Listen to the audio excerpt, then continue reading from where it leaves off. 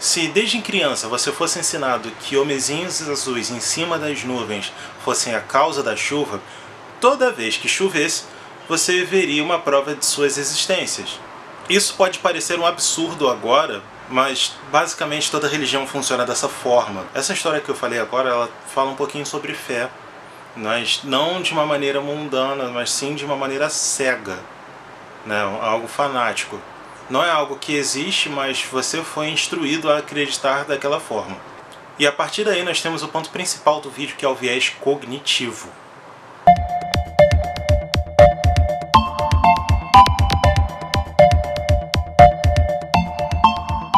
Viés cognitivo é quando determinados grupos de pensamento, geralmente falácias, te levam a determinadas conclusões ilógicas ou fora do comum, né? Fora da situação. Apesar de amplamente discutido por inúmeros pensadores, esse termo, né, essa técnica do viés cognitivo, ela é muito utilizada, por exemplo, em marketing, política e religião.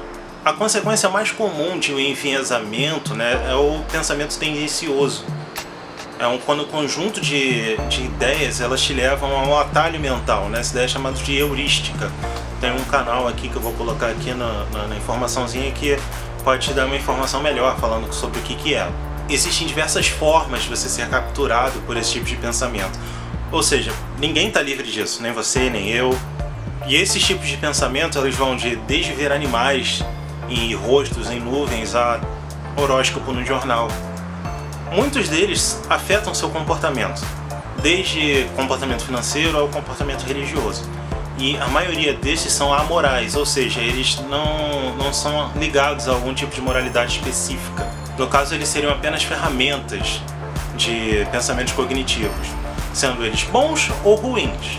Porém, existem pessoas que são mal intencionadas e utilizam dessa ferramenta como instrumentos poderosos de conversão. Então acabam utilizando o medo da pessoa, a emoção da pessoa, o desconhecimento de uma determinada vítima, por exemplo.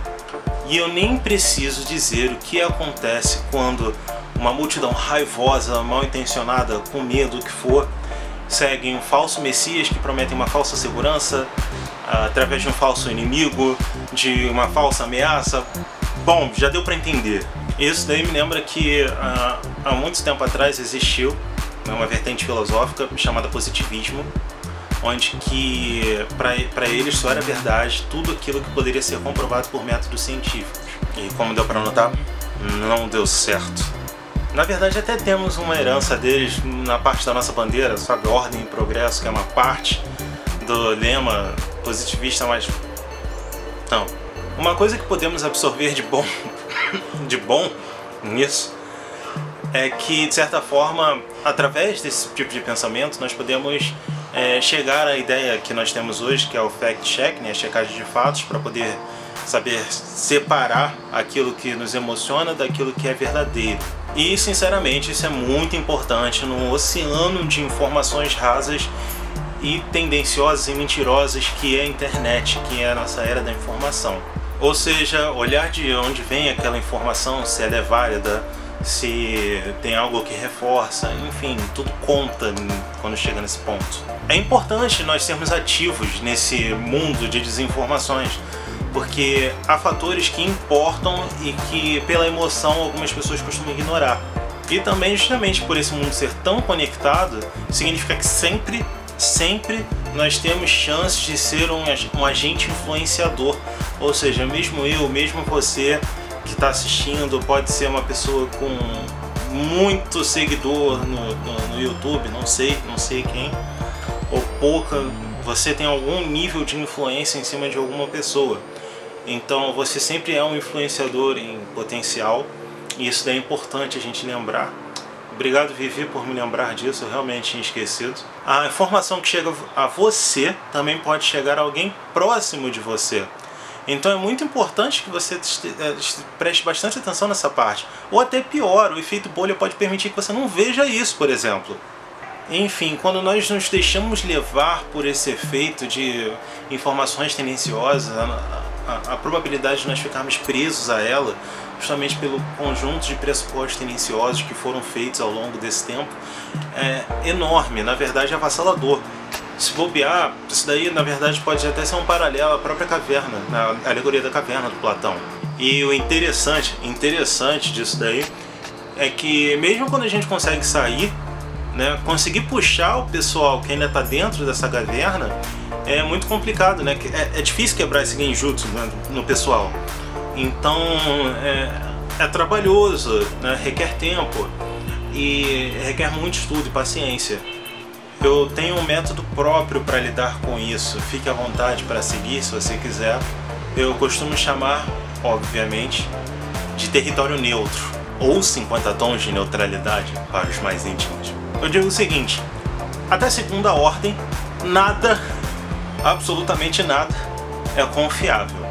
Mas, alimentando para ver, você consegue descobrir até onde aquilo ali não é confiável e até onde esse desdobramento ele mostra-se verdadeiro. Eu diria que é uma maiêutica socrática, assim, flertando com o niilismo. Diverte. Bom, gente, por enquanto é isso que eu queria falar com vocês. É muito importante que vocês prestem bastante atenção nas informações que vocês estão recebendo. Desconfiem, tá? Mas não cheguem também ao ponto cego da desconfiança total. Existe também uma vertente chamada de pirronismo, né? Ela lembra um pouquinho o positivismo que eu falei anteriormente. Pesquisem esses termos, é muito importante vocês também fazerem essas pesquisas. Para quem tem uma certa dúvida, o pirronismo, para mim, né, ao meu ver, é um positivismo de soja, né? Mas é interessante que você pelo menos conheça esses termos, saiba que eles existem, entenda o porquê que eles apareceram por aí e porque são importantes, né? Não são exatamente muito úteis, ao meu ver, mas são importantes o conhecimento, são importantes entender que eles vieram e que estão aí fazendo alguma graça assim na história. Uma curiosidade, no Rio de Janeiro, aqui no Rio de Janeiro, existe, né, mesmo que aos pedaços, existe uma igreja positivista, cara. É muito interessante você busca na internet aí igreja positivista, que você vai ver algumas fotos, né, algumas imagens, né? Então, ao invés de terem nomes de santos e tudo mais, tem nomes de desdobramentos científicos, por exemplo. Muito legal. É isso, gente. Eu espero que vocês tenham curtido. Se vocês gostaram, dê aquele like. Não esqueçam de se inscrever no canal. Divulguem o canal pra galera. E é isso. Valeu. Adoro vocês. Um abraço.